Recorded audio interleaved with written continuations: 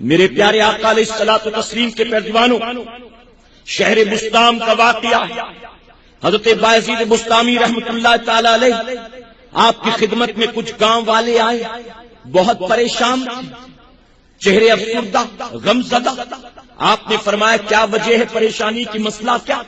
ان لوگوں نے کہا حضور ہم فلاں گاؤں کے رہنے والے، بڑے اطمینان و سکون کی زندگی گزر رہی تھی، اللہ کی دی روزی کھاتے تھے، اللہ کے سجدے کرتے تھے، لیکن چند دن پہلے ہماری آبادی میں ایک رقاصہ آئی، ایک ناچنے والی آئی، اس نے ایک کرائے کا مکان لیا، ہر شام اس کے گھر سے ڈھول گھنگرو کی آواز آتی، ہر شام اس کے گھر سے ناچ گانے کی آواز آتی، اور ہماری آبادی کے نوجوان خود بخود کھچے ہوئے وہاں چلے جاتے ہیں۔ اگر ماں روکتی ہے تو جوان بیٹا ڈانٹ دیتا ہے، اگر باپ روکتا ہے تو جوان بیٹا جھڑک دیتا ہے۔ ہم اس رقاصہ سے پریشان ہیں، ہمیں اس بات کا ڈر ہے کہ اگر وہ نہ گئی ہماری آبادی سے تو کہیں اللہ کا عذاب نہ نازل ہو جائے، ہمارے نوجوان ماں باپ کے باغی و غدار نہ ہو جائیں، ہماری آنے والی نسلیں تباہ برباد نہ ہو جائیں۔ ہم اسی لیے آپ کی بارگاہ میں آئے ہیں، آپ اللہ کے نیک بندے ہیں، آپ ہمارے لیے دعا کریں، آپ کو انتظام کریں۔ فرمایا گیا حضرت بایزید بسطامی رحمۃ اللہ تعالی علیہ آپ نے گاؤں والوں سے کہا ٹھیک ہے مجھے پتہ لکھوا دو، میں ضرور اس کے حوالے سے کوئی حل نکالوں گا، اس کا سولوشن نکالوں گا۔ اب وہ گاؤں والے پتہ لکھا کر اطمینان سے چلے گئے۔ دوسری صبح آتی ہے، فجر کی نماز کے بعد حضرت بایزید بسطامی رحمۃ اللہ تعالی علیہ نماز پڑھ کر روانہ ہوئے اس گاؤں کے پتے کو لے کر۔ آپ نکلتے ہیں اس گاؤں کی طرف، آپ تلاش کرتے کرتے اس گاؤں میں پہنچ گئے۔ وہاں پہنچ کر آپ نے رقاصہ کا پتہ پوچھنا شروع کیا۔ اب جب رقاصہ کا پتہ پوچھتے ہیں لوگ پریشان ہیں، ایک داڑھی والا ناچنے والی کا پتہ پوچھتا ہے، ایک نورانی چہرے والا گنہگار عورت کا پتہ پوچھتا ہے۔ بہرحال کسی نے سوال نہ کیا، لوگوں نے رقاصہ کا پتہ بتا دیا۔ شام ہونے سے پہلے حضرت بایزید بسطامی رحمۃ اللہ تعالی اس عورت کے گھر پر پہنچتے ہیں، اس کے دروازے پر مصلی بچھاتے ہیں، وہیں بیٹھ کر اپنی عبادت شروع کر دیتے ہیں، اللہ کا ذکر و تسبیح پڑھنا شروع کر دیتے ہیں۔ شام ہوئی، جب ناچ گانے کا وقت ہوا، نوجوان چلے اس رقاصہ کے گھر کی طرف، لیکن دروازے پر حضرت بایزید بسطامی کو دیکھا، کسی کی جرأت نہ ہوئی، لوگ آتے سلام کرتے چلے جاتے تھے، سلام کرتے چلے جاتے تھے۔ رقاصہ پریشان ہے کہ اب تک کوئی آیا کیوں نہیں، محفل کے سجنے کا وقت ہو گیا، رات ہو گئی ہے، اب تو ڈھول گھنگرو بندنے چاہیے، آواز ناچ گانے کی بلند ہونی چاہیے، لیکن اب تک کوئی کسٹمر کیوں نہیں آیا۔ آخر خادمہ سے کہتی ہے ذرا جا کر دیکھ تو صحیح، کہیں گاؤں میں کوئی میت تو نہیں ہو گئی، کہیں کوئی مسئلہ تو نہیں ہو گیا، آخر لوگ آ جاتے کیوں نہیں ہیں؟ شام سے پہلے لوگ چلے آتے تھے، آج عجیب معاملہ ہے کہ شام ڈھلنے کے قریب ہے لیکن کوئی آتا نہیں ہے۔ رقاصہ کی خادمہ نے دروازہ کھول کر دیکھا، اس نے دیکھا تو نورانی چہرے والے بزرگ مصلی بچھا کر اللہ کی عبادت میں مصروف تھے۔ اندر جا کر معاملہ بیان کرتی ہے، رقاصہ باہر آتی ہے غصے میں، آنے کے بعد کہا کون ہے تو جو میرے دروازے پر بیٹھا ہے، کون ہے جو میرے کاروبار میں رکاوٹ بنا بیٹھا ہے، آخر تو یہاں کیوں بیٹھا ہے؟ حضرت بایزید بسطامی فرماتے ہیں مسکرا کر، اے عورت غصہ نہ کر، میں تجھ سے آج تیری رات خریدنے آیا ہوں، آج کی رات میں تجھ سے تیری خریدنا چاہتا ہوں، بتا تیری رات کی قیمت کیا ہے؟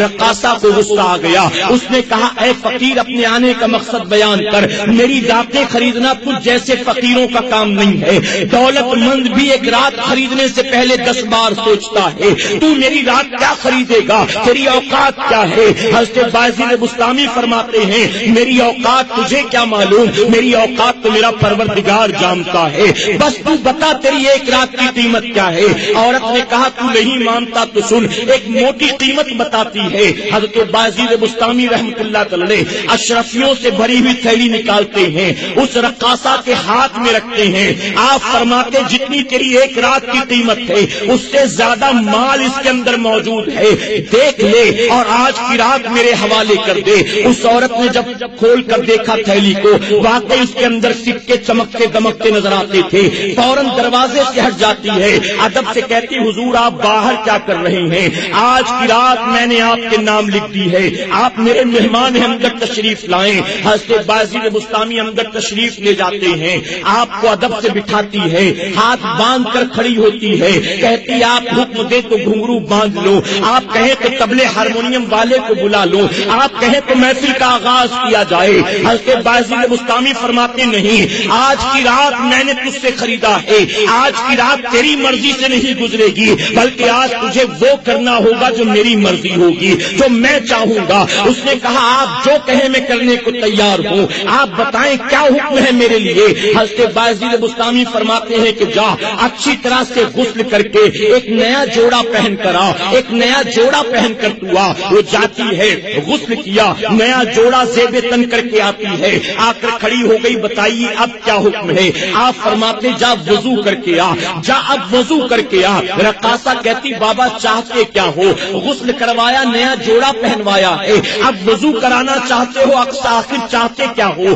آپ نے فرمایا سوال نہ کر، جو کہتا جاؤں کرتی چلی جا۔ اس نے کہا ٹھیک ہے، اگر آپ کا حکم ہے وضو کرنے کے لیے میں تیار ہوں، لیکن میں معذرت چاہتی ہوں، میں ہوں تو مسلمان لیکن مجھے وضو کرنا نہیں آتا، وضو کا طریقہ کیا ہے مجھے معلوم نہیں، میرے دھندے میں آج تک کبھی اس کی ضرورت نہیں پڑی۔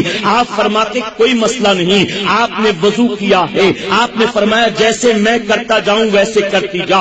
اس نے کاپی کیا، دیکھا دیکھی وضو کیا، وضو کرنے کے بعد آئے مصلی بچھا دیا۔ آپ نے فرمایا اس پر کھڑی ہو کر 2 رکعت نماز ادا کر۔ اس نے کہا حضور جس کو وضو کرنا نہیں آتا اس کو نماز پڑھنی کہاں آتی ہوگی، آج تک کبھی میں نے اللہ کا سجدہ نہیں کیا۔ حضرت بایزید بسطامی نے کچھ نہیں کہا، آپ نے آگے اپنا مصلی بچھا لیا، اس پر کھڑے ہو گئے۔ آپ فرماتے جیسے جیسے میں کرتا جاؤں ویسے ویسے تو کرتی جا۔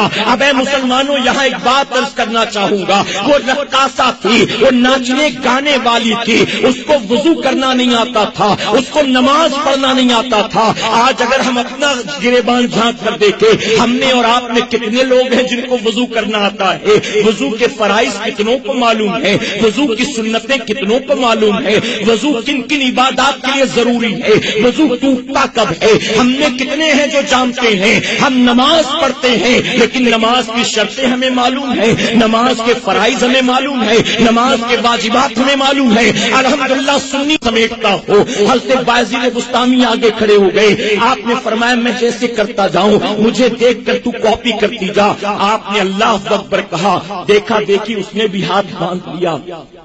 پھر آپ رکوع میں جاتے ہیں، وہ رکوع میں جاتی ہے، پھر رکوع سے اٹھے اللہ اکبر کہتے ہوئے آپ سجدے میں جاتے ہیں، وہ رقاصہ بھی سجدے میں جاتی ہے۔ جب سجدے میں آپ پہنچے آپ کی آنکھوں سے آنسو جاری ہو گئے، رب کی بارگاہ میں رو رو کر عرض کرتے میرے پروردگار تو نے بایزید کو جتنی طاقت دی تھی بایزید نے اپنا کام کر لیا، تیری بندی کی پیشانی کو یہاں تک لانا بایزید کا کام تھا، اب اس کے آگے سنبھالنا تیری رحمت کا کام ہے۔ فرمایا گیا بایزید بسطامی کی زبان سے ان کلمات کا نکلنا تھا، وہ رقاصہ روتے روتے سجدے سے سر اٹھاتی ہے، آپ کے قدموں کو تھام لیا، آپ کو گواہ بنا کر سچی توبہ کرتی ہے۔ عرض کرتی ڈھول گھنگرو میں یہ مزہ نہیں آیا جو قرآن کی تلاوت سننے میں مزہ آیا ہے، ناچ گانے میں وہ مزہ نہیں آیا جو اللہ کے سجدے میں مزہ آیا ہے۔ فرمایا گیا بایزید بسطامی نے اللہ کا شکر ادا کیا، کچھ نصیحتیں کی، اس کے بعد کمرے سے باہر نکلتے ہیں، اس رقاصہ نے گھر کے دروازے کو بند کیا۔